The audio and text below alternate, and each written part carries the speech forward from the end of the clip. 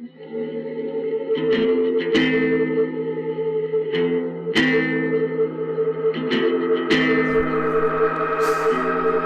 right. What is something that's influenced you in your art that you've never got to talk about before?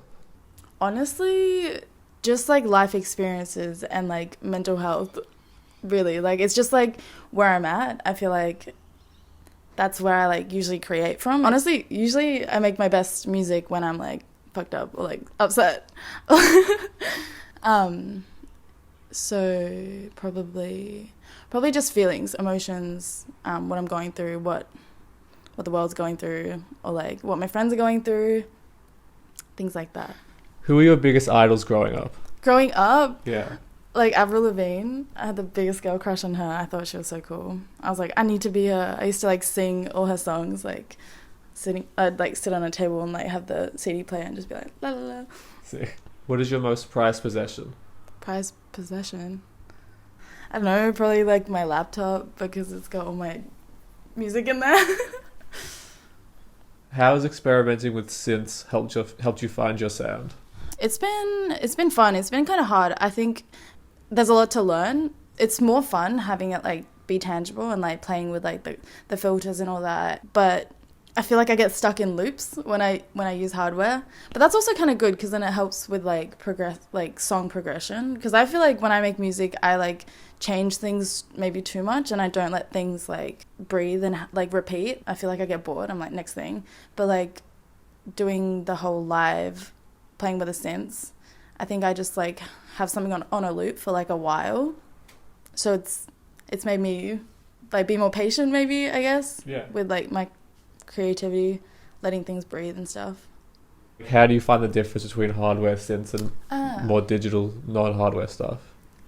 It's limiting, but in a good way, because I feel like in software I just draw all the MIDI in, and like that's super fun, but a lot of the times there's no way I could actually play that in real life, like on the synth, like all the ups that I draw in. Limiting is good sometimes, because I feel like when you have too many options it can get like overwhelming or you get lost in it. So sometimes, well, that's what I like about the hardware, and I want to get more hardware so I can play live as well. I feel like when I make my music all in Ableton, like, and I have to play a live set, I have to stem everything out, and then it gets really tedious. Yeah, so if I like make more music with hardware, I feel like performing live will be a lot easier. What other art forms outside of music are you interested in? I like painting and like pottery and stuff. But I'm recently getting into film. I was not really into film because my attention span is like really bad. I mean, I watched June 2 yesterday. Yeah. Crazy. Like I was like mouth open the whole time. I was like, what the hell is this? Like the soundtrack and like the visuals. And I watched it at IMAX too, so it was like a full-on experience. And I feel like you can get really inspired from like visual like media, and then you can like use that to inspire your music. And I've been working with my friend. He does like touch designer stuff, and I feel like that's like super inspiring to see like what he creates from like my music. And it's like a little vice versa, like a little circle thing. Yeah. Is there a piece of art outside of your music that you've created that you're most proud of? I mean, I used to paint a lot during lockdown. Like that's all I do. All those paintings up there, like I painted those. I guess maybe some of those paintings up there. That's why they're up there, I guess, because I'm like, they're kind of cute. But yeah, probably those. Sure. What's the best live show you've ever been to? That's a hard question. I can't answer that. Or just like one that comes to your head. Yeah. Well, the first thing that came to my mind was, it was Bicep on my birthday, and it was like a crazy experience, but it was at a festival. It wasn't like the best live show. It was just like personally for me, like seeing that them play live. That was crazy, but I feel like that wasn't the best live show I've been to, you know? Who are your favourite? It was definitely the most memorable because Yeah. it was like I had like a full like moment, and it was like, yeah, like I was super inspired, and I was like, this is the craziest thing ever, like I want to do what they're doing kind of thing. Local artists, like I saw El Shamida play at High Note, and she's like so crazy. She like plays the violin and sings and like dances and like so insane. And I saw that like maybe a couple months ago, and that's also very memorable because I'm like, she's so cool. Sick. What inspired you to get involved with community radio and host your own show? I just wanted to big up the girlies because it's all about like, it's just I have femmes on and it's just only femmes, and it's just really cool because I feel like nowadays there's like way more like femmes in the music scene, like producing, DJs, but there could always be more. I saw that they were like accepting applications and I was like, I might just try, like let me just try and see what happens. Like the worst they can say is no, you know? And it's like femmes and focusing on POC, but like just femmes.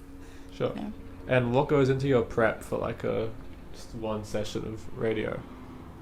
So I'll like do some like research on the artist and like what they're about. Like, well, it depends on the artist as well. Some people don't want to be interviewed. Some people are down to have a chat, and I'll like film them. I'll like prepare questions specifically for them and some general ones as well. And then we'll just like have a chat. I feel like there's a lot of like art, like graphic stuff that comes into play. I get help for that sometimes, but I'm trying to learn.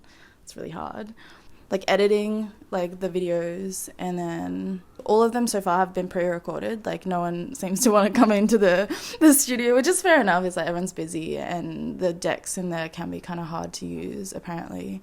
But it's cool. It's a lot of fun, and I feel like, yeah, I'm glad that I do it because I learned so much about the community, the scene, a lot about like the process of being an artist, and a lot about myself as well. And it's just like really fun to like have a community of like girlies and we can just talk about music. It's really inspiring.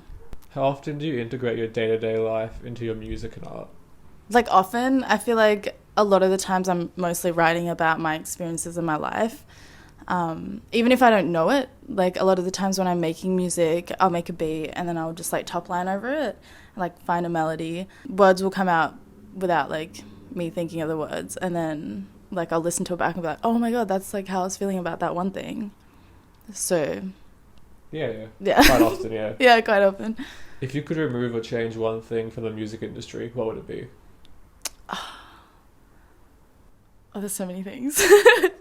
No, I'm kidding. Like just like leveling the playing field, I guess, making it easier for people to access knowledge and information to do with the industry itself. I just feel like if we all shared our knowledge, people could share their craft like easier, and because there's a lot of talent out there that goes unnoticed because it's so hard, and like I feel like to make it or to become an artist, like it's a lot of work, and to do that on your own with no guidance can be really, really difficult. So sharing knowledge, I feel like, would help. All right, last question. Who should we interview next? Oh, it would be sick if you could interview Claire Bai, who runs Celestia, and then you could like find out stuff about like how to run events, and like also because she's just like crazy producer DJ, but I feel like she'd have like huge insights to do with social media, but also events and how to run community-based things, and also take it internationally. Like she's super cool. It'd be really cool if you could interview her. Sure. You got any questions, Sam? No. Anything else you want to say? No, thank you so much for having me. That's all right. Thank you. Yeah. Cool.